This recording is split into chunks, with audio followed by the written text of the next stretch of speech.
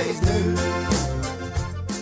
Hello and welcome to Old News, the programme and podcast where we look at some news stories of today through the papers of yesterday. Or should that be yesteryear? I'm never too sure. Plastics. Single-use plastics have been back in the news stream of late. Plastics, the wonder material, of course, of the 20th century, as it were, seen as, well, useful for pretty much anything and everything, which indeed it is. But unfortunately, it creates an awful lot of litter and doesn't rot down very easily. So now, we're probably going in the opposite direction. Where's the Isle of Man been in all this? It's bound to have featured. And indeed, it has, in one form or another, over the last 70 years or so. The Isle of Man Examiner, Friday, March the 2nd, 1945. Plastics as island industry, we are told. An interesting lecture on plastics was given to members of the Isle of Man Scientific Society in St Ninian's Hall on Friday evening by Mr W.S. Fieldhouse, MSc of King William's College, His Excellency the Lieutenant Governor presiding.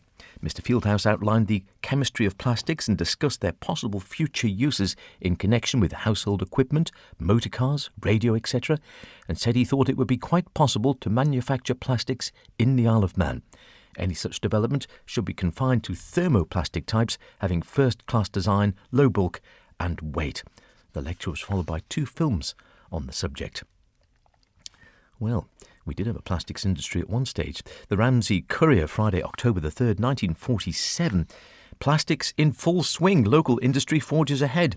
A hive of industry in the centre of the town about which most people probably know very little is the plastics factory at the Old Cross, where Vitascope Limited carry on their business. The factory is now in full swing, employing between 30 and 40 people in regular and congenial work, and a Courier reporter who paid a call the other day found a scene of efficient activity with every employee obviously interested in and intent on their work. Sounds like the ideal firm, doesn't it? The firm are at the moment concentrating on the production of the plastic scenic clock models, of which have been on view and which have evoked the keenest admiration and interest. There is great demand for these, our reporter was informed, and the company have many repeat orders on their books. This clock was exhibited at the British Industries Fair, and their representative was informed by a person of wide experience the clock was the best plastic exhibit in the fair. Certainly it is well finished and a handsome production that never fails to delight wherever shown. And we're told the spacious hall at the Old Cross has been well planned to accommodate the various workers employed in the manufacture of this clock. Where was that then, the Old Cross? Let me know if you know. Howard Kane at magsradio.com. I can't think of it. The Isle of Man Examiner, Friday, July the 9th, 1948. Plastics industry advocated to employ the disabled. Unlimited home and export market, we're told in a short article.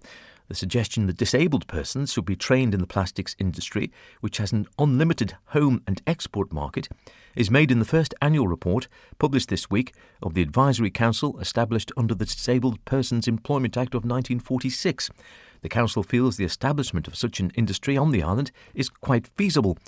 But failing this, it is suggested that the difficulties experienced by the insular wooden mills in obtaining female staff should be met by the employment of men as spinners and weavers.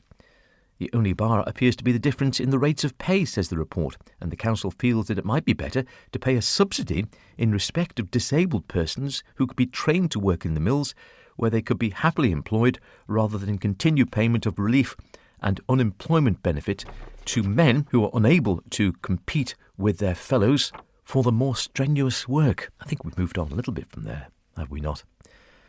Friday the 5th of February 1954 in the Ramsey Courier. Plastic footballs. Yes, they were leather, of course, for a long time. A plastic football. Major H.G. Mitchell has very kindly presented the Northern Youth Centre Football Club with one of the new plastic-covered footballs which are now in use in England a lot these days. It is a leather football with a plastic cover, and the advantage is that the cover prevents the leather from getting wet and making the ball heavy. It will be in use in Saturday's game between NYC and Pulrose at Glenalden. 1954, still leather footballs coated in plastic. Must have weighed quite a bit still.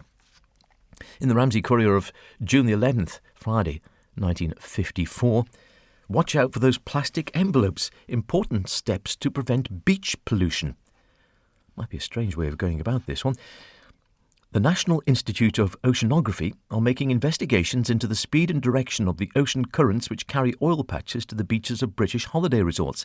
With the assistance of RAF Coastal Command, 4,000 plastic envelopes have already been dropped into the ocean to the west of the British Isles, and further quantities will be dropped later this year. These envelopes will be washed ashore on the coast of the British Isles, and the finders of each plastic envelope are invited to return such envelope to the address given within the container, when a reward of 2 shillings and sixpence will be paid to the finder. I don't know whether they'd get away with that sort of research today.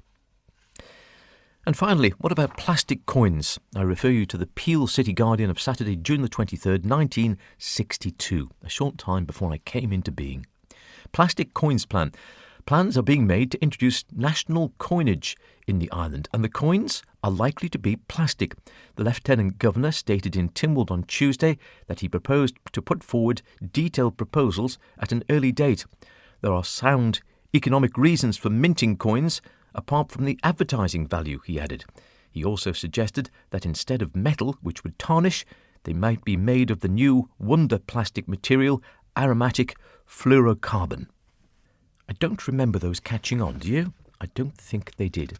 Plastic notes, but I don't think we ever had plastic coins.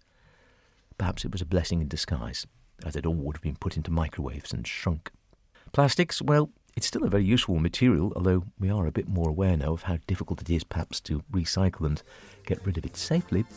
Either way, it's old news. Cheerio. You're gonna be yesterday's news.